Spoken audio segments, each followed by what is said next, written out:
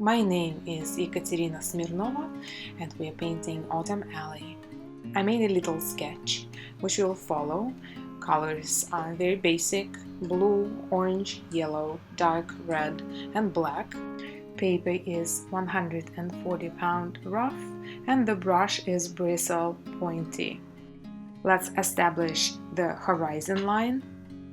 And the first thing we will be applying is color blue for the background.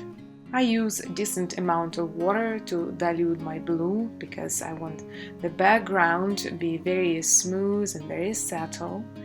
A little bit for the front ground. You can see that I am dividing parallel passes in between the trees over here. While my first layer is still wet, I am applying a more intense blue color.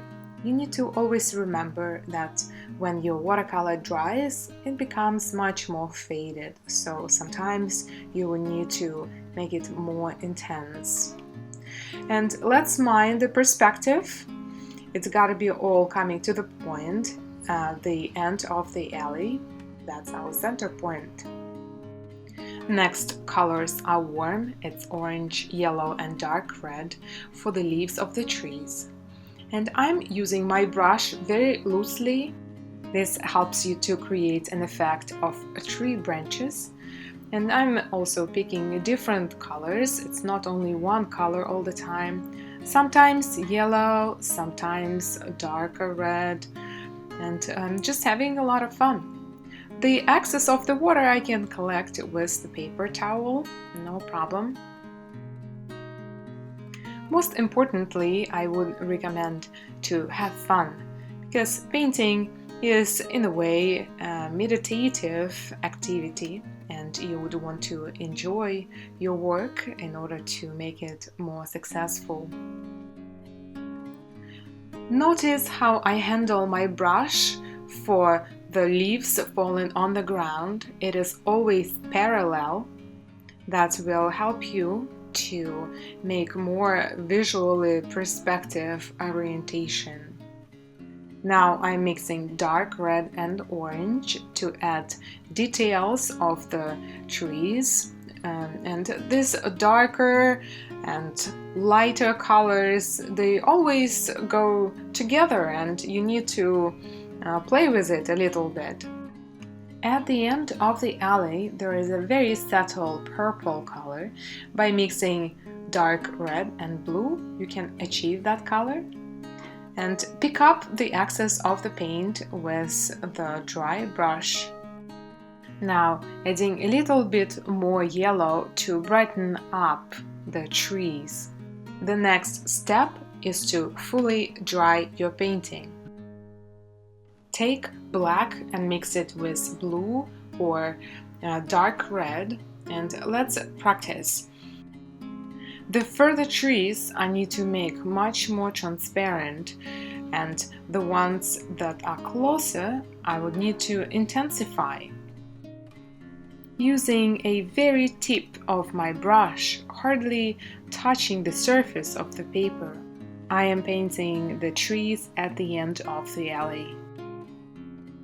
Every step of this painting I am applying the rules of perspective. The further objects are much smaller than the ones that are closer up, and much more slenderer as well. When I'm working on the trees that are visually closer, I'm using a darker color until I get to the front trees, and then you would need to almost use an opaque color. Perhaps it is better if you were to paint such artwork outdoors. It's called plein air, because there you can look at the actual trees and create shapes that are similar to reality. But if you are painting it at home, I recommend you not to copy me exactly. Create your own trees. Same black I'm using to make accents for the ground. And you have noticed I always use paper towel in order to remove the excess of the paint from my brush. And don't just use one color, mix together different colors. In this case, by me adding blue, it gives an effect of the wet day. I will add a few little details for the background, adding some of the trees as well. And you can fill in as many details as you want. It is up to you to decide when the painting is completed. So see here, I'm adding a little bit more red as well. And you could stop here. This is a simple, transparent watercolor work. Or you could take this much further. For that, I have created for you a part 2 of this demonstration. Please stay connected, subscribe for this channel. There are more videos to come. Find me on Twitter, Pinterest, Instagram. All the links are attached to the comments to this video. And of course, visit my website Ekaterina-Smirnova.com.